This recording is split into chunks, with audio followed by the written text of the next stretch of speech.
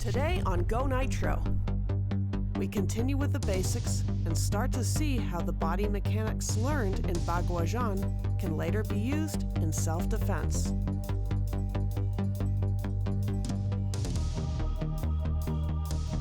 It's one thing to watch the pros, it's another thing to train with them. But there's just one catch. They've had half their lives, we have half an hour.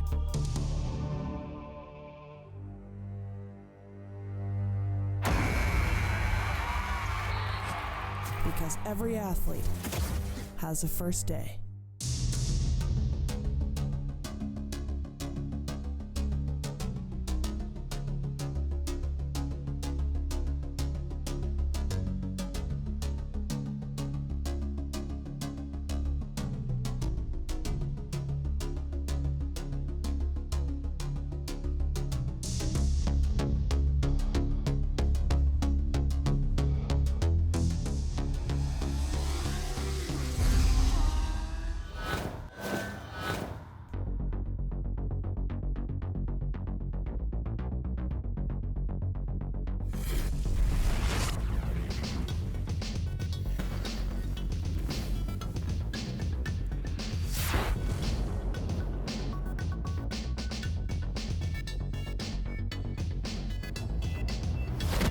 Here's the place.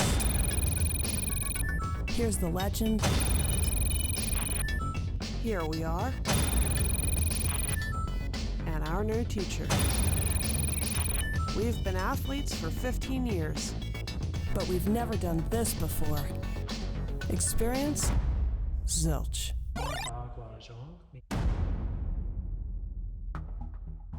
No clue how to start?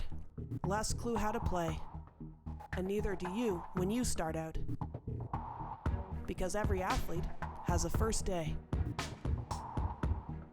And you've just been drafted. A lot of the basic techniques new students of Baguazhang learn are designed to train their bodies to work effectively with proper balance and posture. In some of the demonstrations shown in this episode, those essentials of body mechanics are given some real-world context. Like an apprentice mechanic spending many hours learning how to effectively use their tools before attempting to build a hot rod, the martial artist is an expert at understanding their body movements, strengths, and weaknesses before advancing further. In this episode, we continue to go over some of the initial lessons somebody should expect to see in their first few classes or sessions. While the premise of our show is to encourage people to try new activities, it's always important when it comes to martial arts to do so under the guidance and supervision of a trained professional. In other words, don't try this at home. Our professor, Dr. Orchard. Let's see how we do. Jiu Long Baguazhang means 9 dragon, 8 trigram palm. There are many different kinds of Baguazhang, and as far as we know, the Li family oral legend said he learned from him, and he adjusted it according to the principles of the 5 circles, 6 stances, and 4 virtues. This gentleman taught his son. The two of them escaped China in about 1943, went to Taiwan, and somewhere around 1945 they came to the United States, starting in I think it was San Francisco, and then going over to New York. And there's kind of a cute story. They were deciding the big city wasn't for them, and so in transit coming back from New York, Li Zhanglai heard the train conductor say, Longview, Texas, and Long is the Chinese word for dragon. So he thought that was auspicious, and he stopped and got off and made the family settle in Longview, Texas. In Longview, Texas, they got a house next door to my teacher, Dr. John Painter. And that's how Dr. John Painter started to learn this martial art when he was about 13 or so. He was a very ill young boy, and his dad was suspicious that Mr. Lee knew something that might help him, and so he started teaching him some of these exercises. Start off here by rounding your hands, putting this one right up to shade your eyes. Put this one back here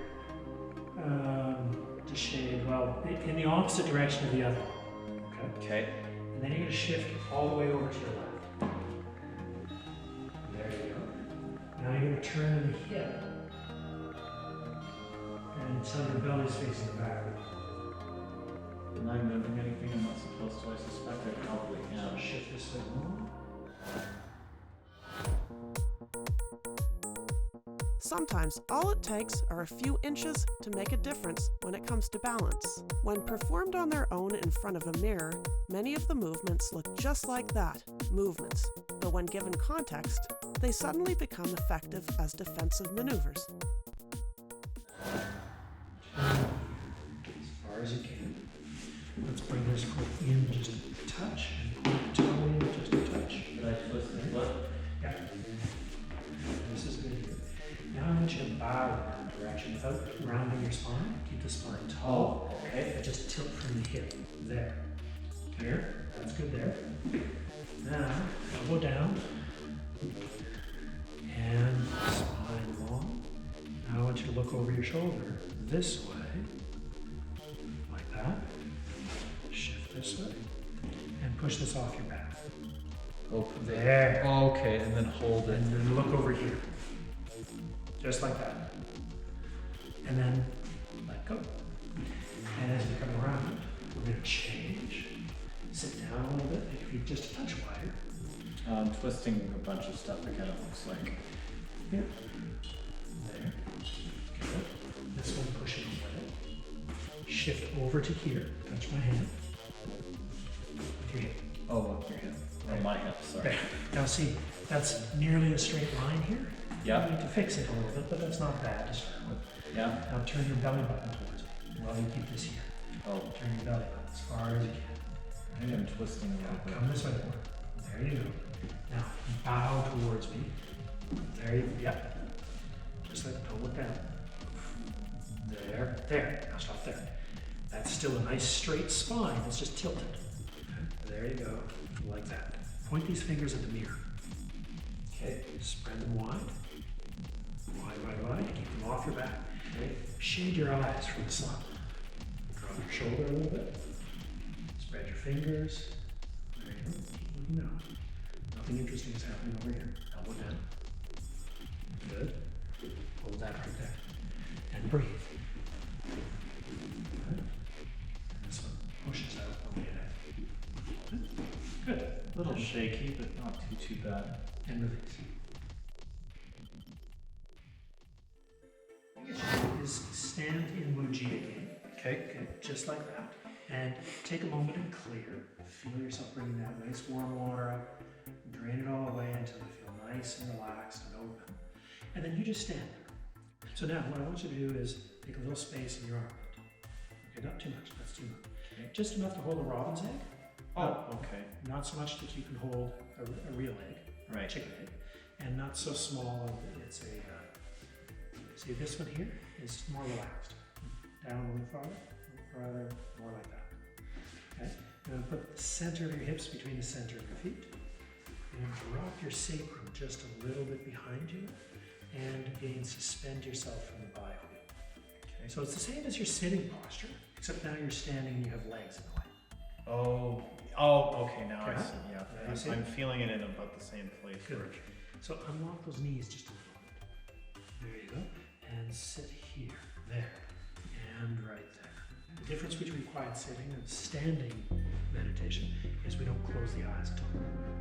So this is the first posture. We call this Wuji posture. It's very simple. It's just a natural standing posture. And we're trying to get you to align yourself with gravity. So your weight-bearing line is just in front of this bone right here called your lateral malleolus. And so right down there, when we come up, the center of your hip socket, the center of your shoulders, and ideally the center of your ears should be lined up. Now if you look here, you can see the ear is well forward. Well, that's because of a lot of years of head forward posture, so short ligaments in the front through here that will need time to stretch. So we can't make it right. We can just get it as close as we can. So you're constantly trying to move your head back towards my fingers and up towards here, there, like that. But at the same time, don't arch the lower back. Hang that sacrum down like that. There you go. And then we have a variety of exercises to work with while you're doing your quiet stand. When you're done your quiet standing, Then you clear again. Feel like you're drawing a nice warm air, water in. Fill every cell all the way up and let it all drain down and out.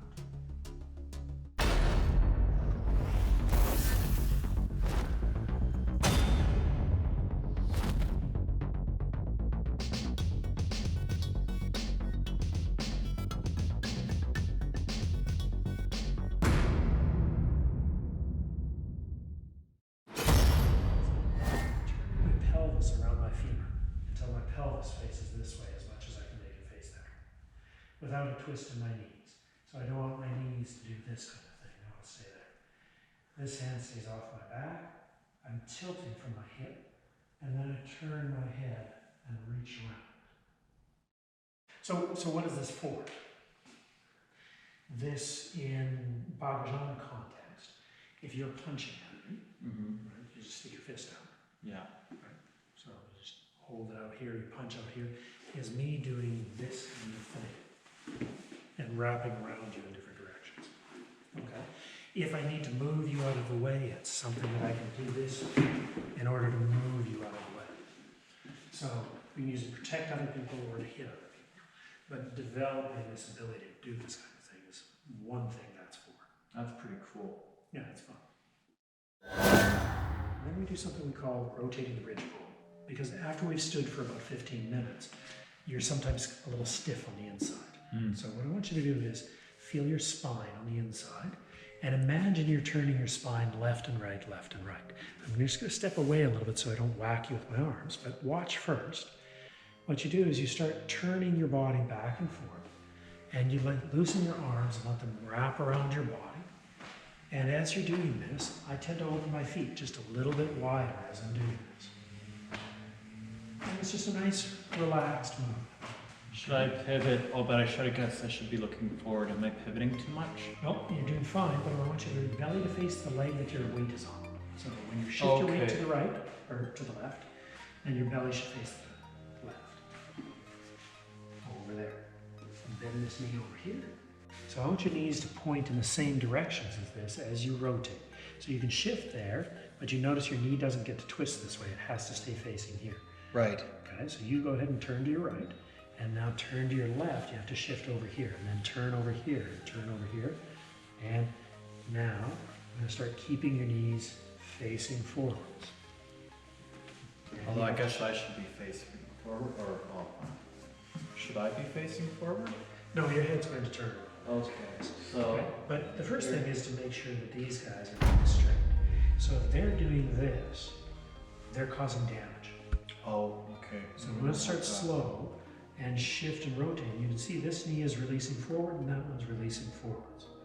As I come over here, my weight's shifted, but my knee didn't cave in, my knee didn't roll out. My feet are flat on the ground. So I want to try, and so if I'm going like this, You're going to shift over this side, and then you're going to shift over this side.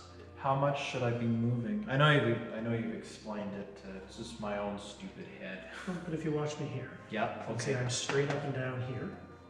Yes. And then I'm straight up and down here. Come over this side.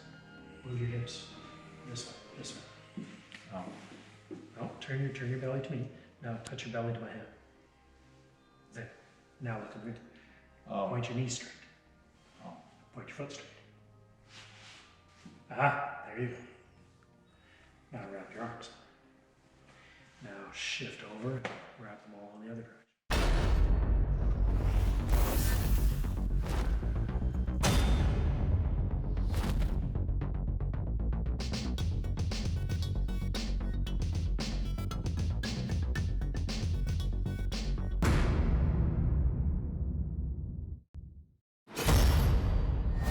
So if we move to shifting now, we can take a look at exactly what's happening here. So Okay. the point of shifting is to teach your body how that power comes from your legs. Okay? A lot of people think the power comes from your arms. The legs are way stronger than your arms. So we're going to use the legs to drive the whole body into action, and the arms direct where the power is going to go.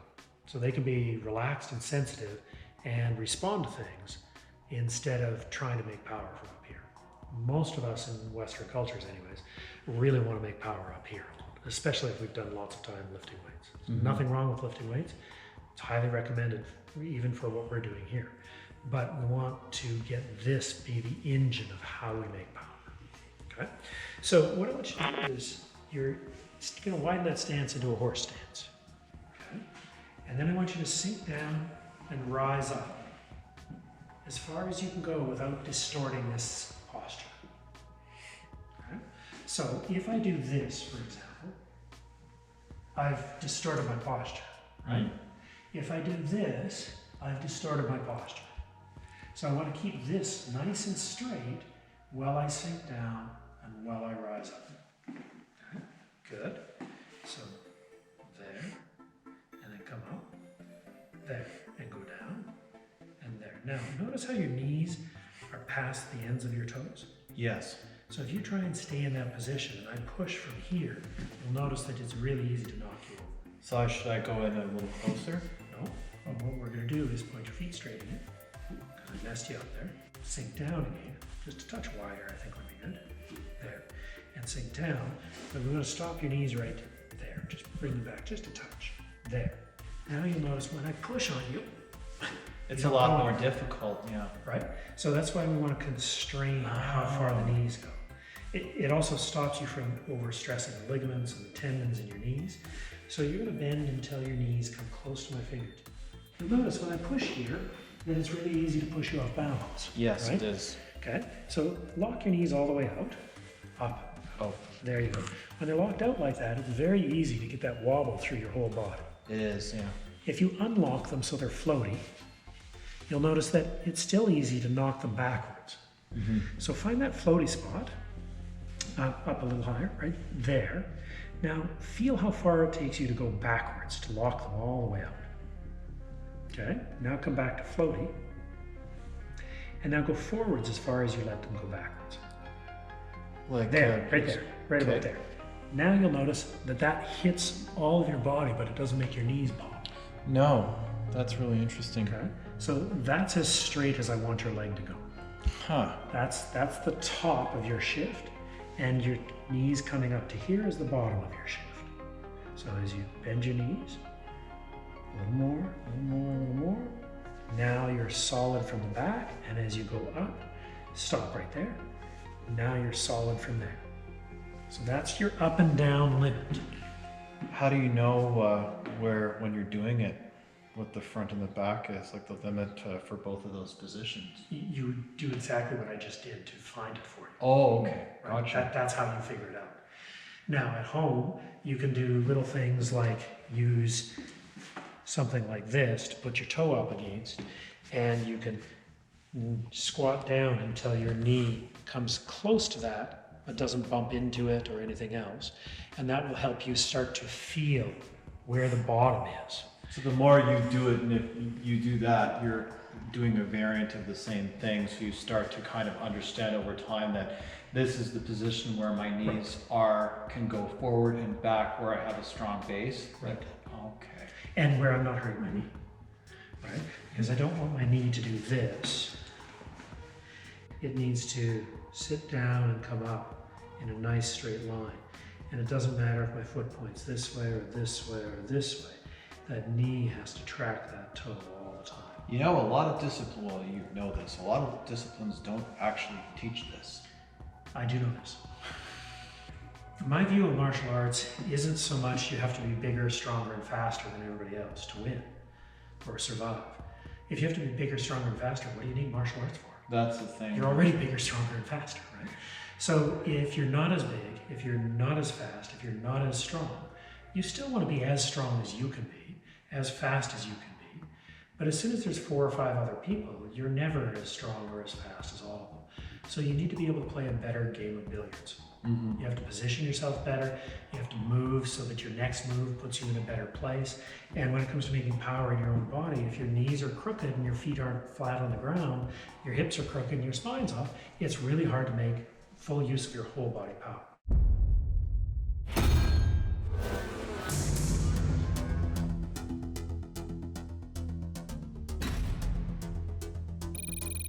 The history of Baguazhang is believed to have started with the Taoist and Buddhist masters who lived and practiced martial arts in the mountains of China during the beginning of the 19th century. However, there is still controversy to this day over this, as some Chinese authorities firmly believe that the practice was purely Taoist due to the fact that there are references to many Taoist concepts in Baguazhang, such as the yin and yang theory, which doesn't have a Buddhist connection. However, there may be a valid reason for all this confusion.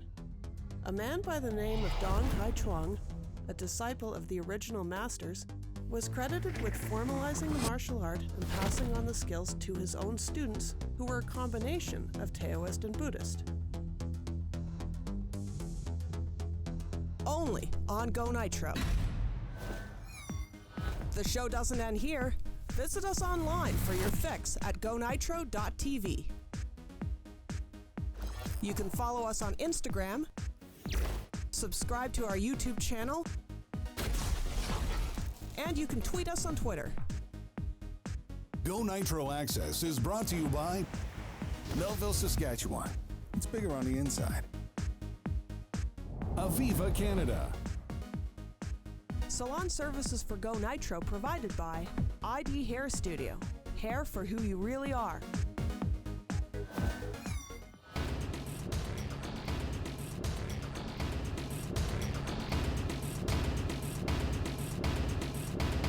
Don't fit in. Stand out with black chrome.